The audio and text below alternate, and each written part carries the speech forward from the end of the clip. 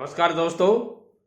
सबसे ज्यादा salary top 10 government jobs जिनमें पैसा, रुतबा और भरपूर सुविधाएं मिल सकते हैं।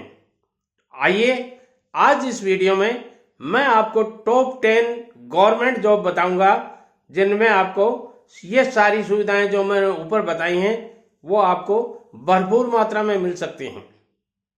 जी हाँ दोस्तों, जॉब ही करना है तो इन टॉप 10 में से कीजिए और इनकी तैयारी आपको कॉलेज टाइम में ही शुरू कर देनी चाहिए। यानी जब आप कॉलेज में एंट्री लेते हैं उसी समय, उससे पहले आपको ये बातें सोच लेनी चाहिए, अथवा यूं कह सकते हूं अपने आपके माता पिता को इस बारे में सोच लेना चाहिए कि अपने बच्चे को क्या बनाना है।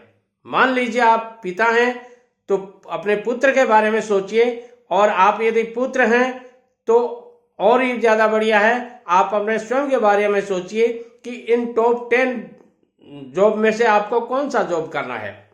देश के हर युवा का सपना होता है कि उसे सरकारी, रुतबेदार, ज्यादा सैलरी वाली और सुख सुविधाओं से भरपूर नौकरी मिले। मैं आपको यहां बताने जा रहा हूं कि भारत की उन टॉप 10 सरकारी नौकरियों की बात जहां सबसे ज्यादा सैलरी मिलती हो। भारत में सरकारी नौकरी के लिए कंपटीशन बढ़ गया है। बड़ी संख्या में स्टूडेंट्स गवर्नमेंट जॉब पाने के लिए दिल्ली, प्रयागराज, पटना जैसे शहरों में या अन्य शहरों में तैयारी कर रहे हैं। ऐसे में कई छात्र रुतबेदार नौकरी के लिए जी तोड़ मेहनत करते हैं।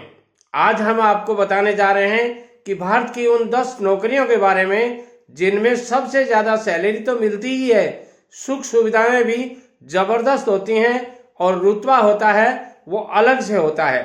उनमें से टॉप 10 में से मैं 10वें नंबर की बता रहा हूं, यानी पहले लास्ट 10वें नंबर की बता रहा हूं, बाद में आपको नंबर 1 जो नौकरी होगी उसके बारे में बताऊंगा। इसलिए मेरे साथ लगातार जुड़े रहिए, वीडियो को स्किप मत कीजिए। यदि वीडियो स्किप कर देते हैं तो आप इन नौकरियों से वंचित रह सकते हैं। जी हाँ दोस्तों, टॉप 10 में से 10वें नंबर पे है भारतीय रेलवे इंजीनियर। जी हाँ दोस्तों, भारतीय रेलवे में इंजीनियर की नौकरी काफी शानदार नौकरी मिलती है। सबसे ज्यादा सैलरी में इसका 10वां नंबर आता है। आरआरबी की तरफ से रेलवे इंजीनियर की परीक्षाएं आयोजित की जाती हैं।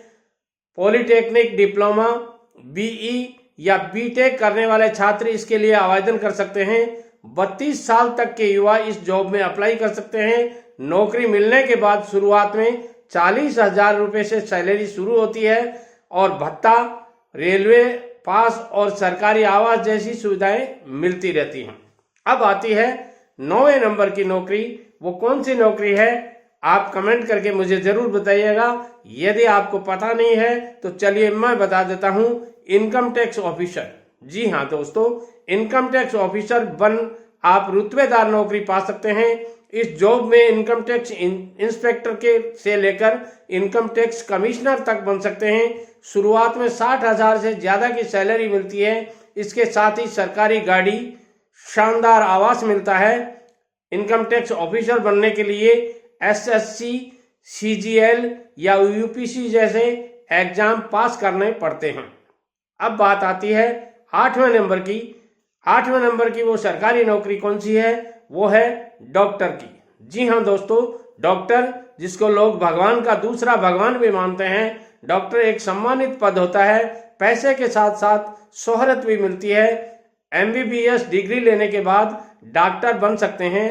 सरकारी डॉक्टर की मोटी सैलरी होती है। अगर ग्रामीण क्षेत्र में नियुक्ति होती है तो सरकार 15% ज्यादा सैलरी देती है। ध्यान दीजिए। इसलिए मैं कहूंगा युवाओं को, पहली बात, ग्रामीण क्षेत्र में आपकी बहुत जरूरत होती है डॉक्टर्स की।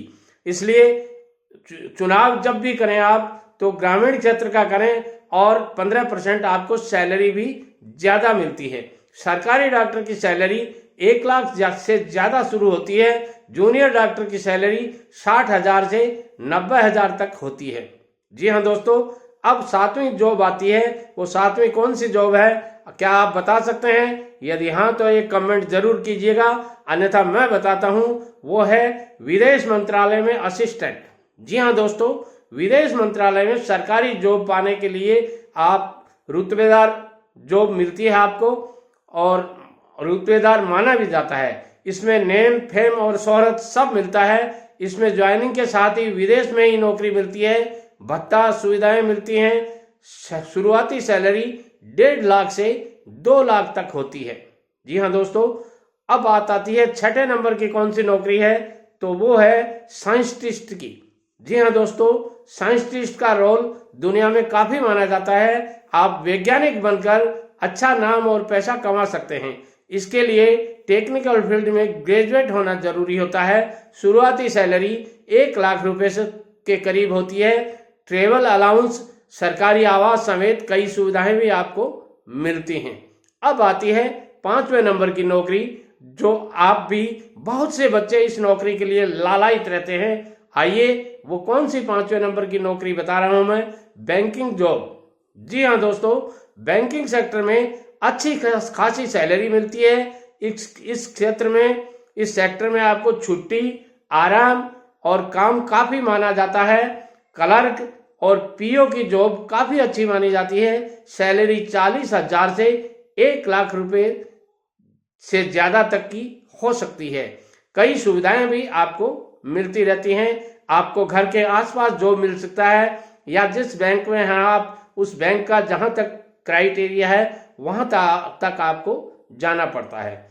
चौथे नंबर पर जो नौकरी बता रहा हूं मैं आपको, जॉब बता रहा हूं, वो जॉब है यूनिवर्सिटी में प्रोफेसर। जी हाँ दोस्तों, यूनिवर्सिटी यानी विश्वविद्यालय में प्रोफेसर बनकर अपना सम्मानजनक नौकरी पा सकते हैं आप।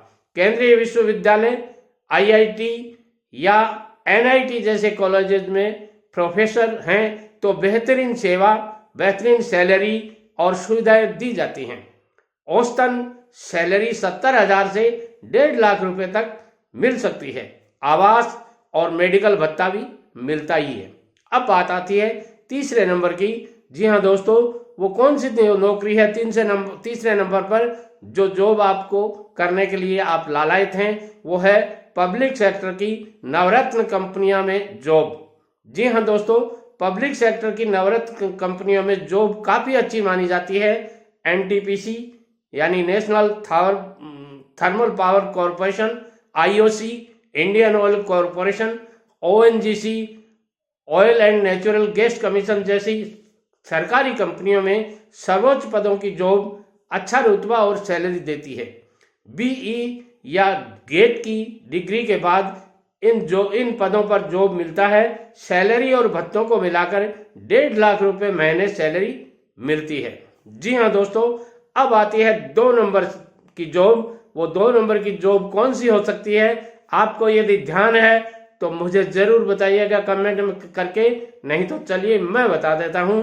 और वो शानदार नौकरी का नाम है डिफेंस सर्विस।